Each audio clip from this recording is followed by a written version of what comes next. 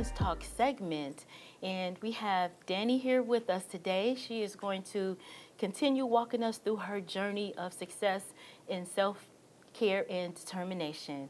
Welcome Thank back. you. Glad to be back. Good to see you. Good to see you too. Thank Seems you. like it's been a minute, huh? It has been.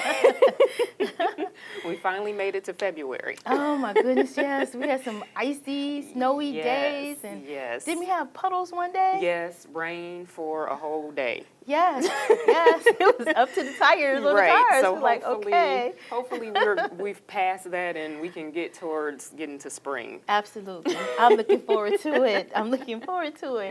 About your modeling, what do we have coming up? Yes. Well, actually, next week I have a photo shoot. It's for a makeup artist, a local makeup artist, and she's looking to grow her social media presence. Okay. And so she reached out to, she was actually looking for bald models. So Oh, I've actually let okay. my hair grow back a little bit, Okay. but yeah, I have Really? enough. Well, I have not enough hair so that I can actually participate. So here we go. So we're talking about self-care and determination. Exactly. So maybe we'll invite her out to the podcast. And, Okay. because when you look good outside and you take care of yourself on the inside, you just feel better. Feel so much better. Your energy is different, right? You can Yes. tell us about that. Yes, even when I'm not feeling good, feeling my best, just, throwing on some makeup or, just doing something for myself really, really helps me to just like lift my spirits. And now, of course, also going to the gym helps. See, absolutely. You get addicted to it too. I am. I'm totally addicted to it. It's, especially like on Saturdays. I have this routine now. Saturday morning, no matter what I did Friday night, no matter how late I stayed up Friday night, 8 a.m. Saturday morning, I'm at the gym running on the treadmill. See, there for we are. 30 minutes. There we And are. I could be sleepy. I can not want to go. But when I go and I'm done, I feel this great sense of accomplishment that I actually did this. And you did it for And yourself. I did it for myself. I may go back home and get in the bed, but I went and I got that 30 minutes done. That is so powerful, so powerful. So we were last here talking about, your journy and the success that you've had. And, so we want to hear more about that. I'm Okay. excited. You're inspiring me. Thank you. Yeah. So when, like I mentioned before, I started back in 2018, just decided this was something that I had to do for myself. And I had to get a plan. I had to figure out exactly how I was going to stay on track with this. So one of the first things I did was I ordered me a food scale to measure my food and a regular scale. And the scale that I have measures not just my weight, because I know it's not just about the number on the scale. Okay. It measures BMI, body fat percentage, water in your body, water percentage in your body. Oh, wow. And it connects to your phone because everything has an app, of course. Everything. So, Everything. right. And so it tracks everything, and just being able to see the monitor go down on it every week has been just like the greatest feeling. And like I say, even though you can't rely a lot or totally on the number on the scale, because sometimes it won't move. Sometimes that number will stay the same for 3 or 4 weeks, and you can be doing everything that you're supposed to do, and the number won't budge. So you can't just be so focused on that, but when you do see that number move, it's just like, yay, I did that. So let's point out something, though. You said so you can hit a plateau where nothing changes, but now how do you push through that plateau?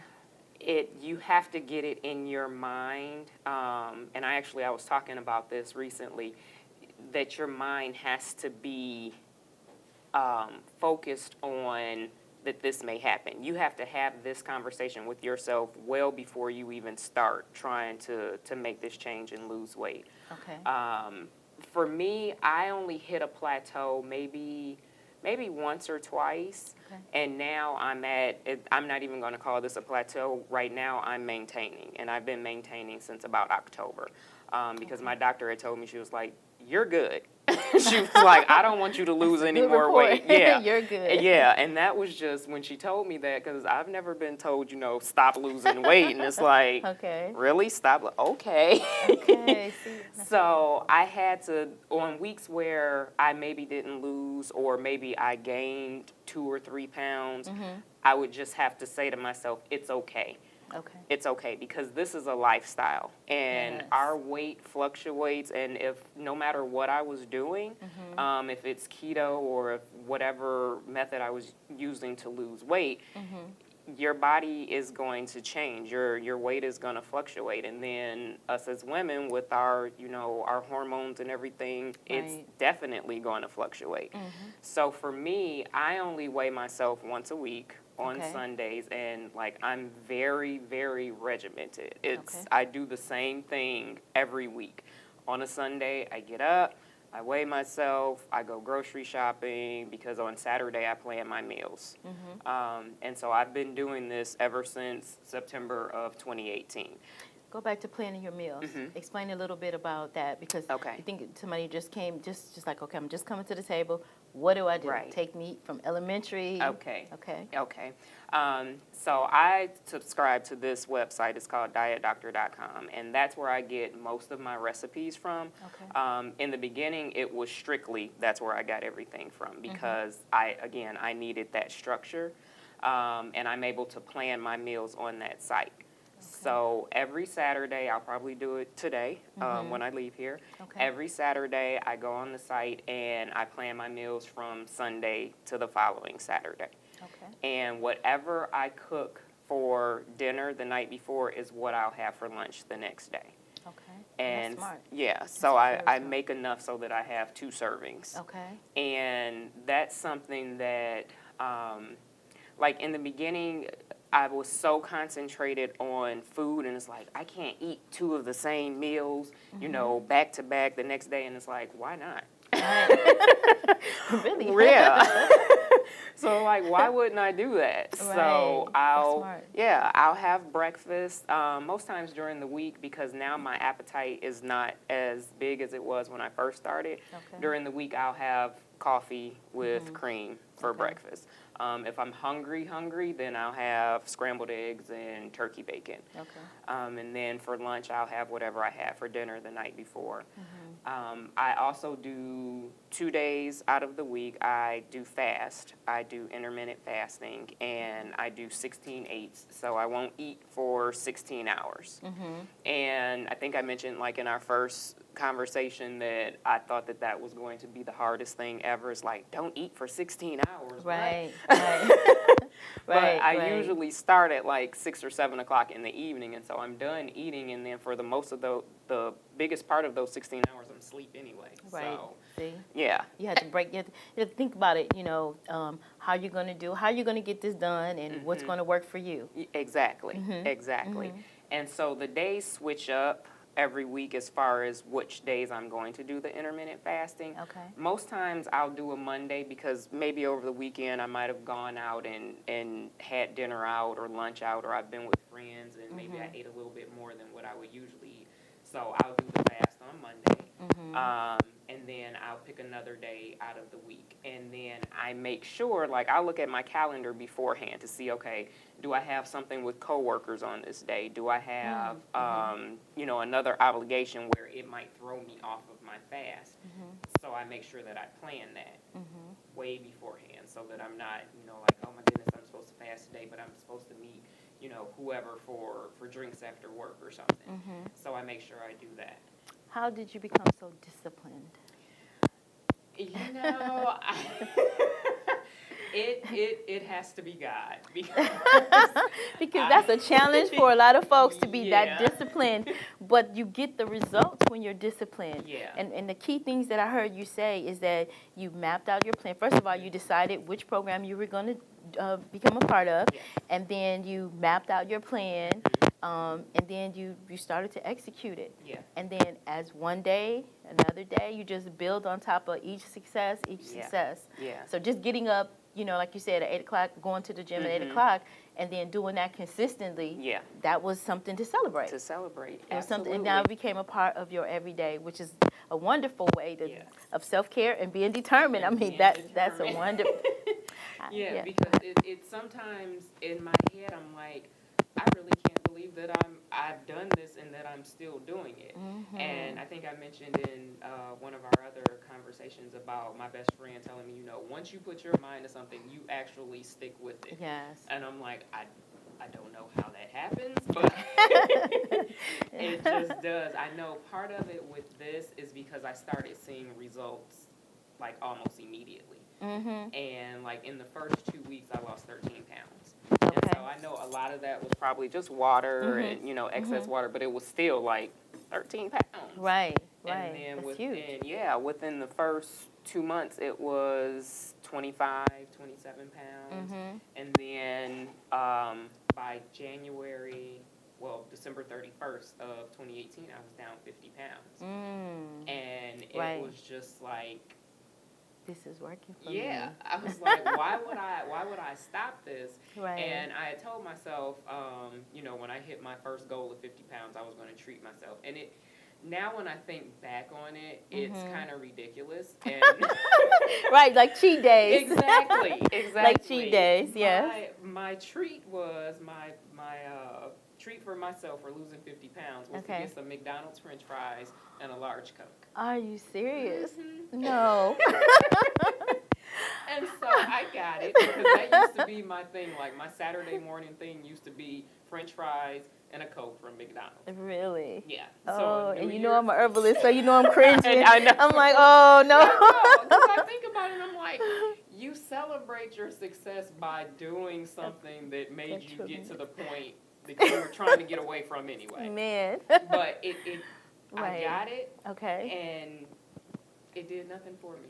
It was like I ate the fries and I was like, Yeah. ew. I was like, why is there so much See? grease on here? And it See? didn't taste as good. When you change your system and change your eating habits, Yeah. and we talk about the master cleanse, and when you do a master cleanse and you reset, Yeah. and then when you stay on that healthy regime and then you go back to it, I can instantly taste something that's too salted. Yes. I can't do the cakes and the pies like I used to. Just Not at I all. lived in Carb City, okay? Yeah. I cannot do it anymore. No, yes you are. I can't do it anymore. Yeah. So there's a lot of things that I said, and I'm going to talk about the master cleanse and such. This is what I want to talk about, your time now and your success. But once you cleanse that palate and you strip all that unhealthy salt out of your body, Yeah. you just don't want it You anymore. don't want it. And You lose don't. the taste for it. Yeah. People say, really? How do you can lose the you, taste? you lose it. There you are. I don't crave it. I don't crave sugar because that was one of my big things was sweets and candies and now it's like just the thought of some of the candy that I used to is like, oh my goodness, if I tried that now, I feel like I would just fall out. Yeah. And you talked about your dad offering you Doritos. Oh yeah, right. Yeah, it's like It's like, Daddy, I don't do that I don't anymore. do that, and I don't even think it would taste good to me anymore. Right. Yes.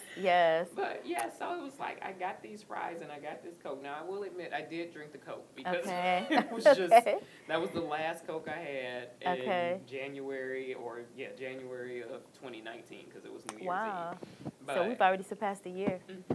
Oh my God. Yeah, Okay. Yeah. Okay. And I haven't had real sugar or anything because it's just sometimes even the smell of it is just it's too much and it's like I can't imagine eating that. I'm like that with pork. Yeah. I can't stand the smell of it. Yeah, And so when you cleanse again, cleansing your body is amazing. Yeah. It does wonders. Yeah. And once it's gone, and then you feel so much better. Yeah. You feel better. You look better. You have I'm telling you, every time I see you, I have to tell you this because you have a beautiful glow. Thank you. I mean, it's like your skin is like butter or something. It's so beautiful. Thank you. So so it worked for you. Yeah. So go ahead and I keep interjecting because I'm like, wait, No, this it's is fine. But Okay. yeah, so I had to make sure that I had that, that scale and the scale for my food, because even now to this day, I still weigh my food out. For the most part, because I've been doing it for so long, I can pretty much eyeball something now. Okay. So that's why I feel a little bit more comfortable if I go out to eat, because I'm like, okay, if I have this piece of chicken, I know how much I can cut this and look at it and see how much 4 ounces is, and I know that I'm not overdoing it. Okay. But when I cook, I still, I have my measuring spoons, I have my measuring cups, and, I'll divide my food. Like I said, I'll have something for dinner, and then I'll have the rest for lunch the next day. Okay. And then the other thing, I'll do a day of a carb up day, which is basically carb cycling.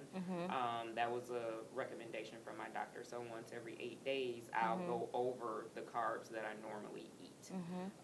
But they're healthy carbs. So like I'll have a sweet potato or something. Or sweet potatoes are wonderful. They are so good. Aren't they? They are wonderful. They're the right amount of sweetness that it's not too sweet. Exactly. That I can enjoy it and not feel like, I'm like I have a mouthful of sugar. Exactly. Yeah. Exactly. But for the most part, what I'll do is I'll have an apple, because an apple has 19 net grams of carbs. And sometimes, like even this past week, I had my apple and I ate half of it and I just felt really, really full.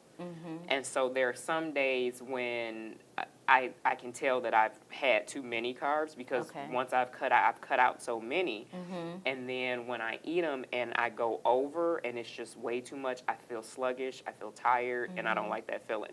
So it's like I know when to stop. My body will tell me, and sometimes I don't listen.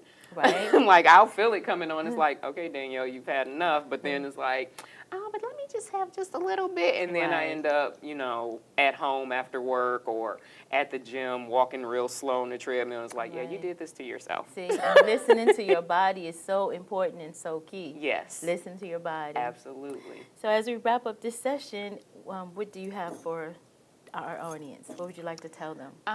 Just to whatever it is that you're trying to do, just stay the course. Just stay the course, because that was so important to me, to just stay focused and stay determined and do it for yourself. Don't do it for anybody else, because there were times in my past it was like, okay, well, I need to lose weight so that I can, impress this person or do this. Right. Now, no, this is for me. This is for me. And whoever doesn't like it, I can't worry about them. Can't like it. Those are beautiful results. Thank you. Thank you so much for being with us. Thank you for having me. And thank you all so very much for watching.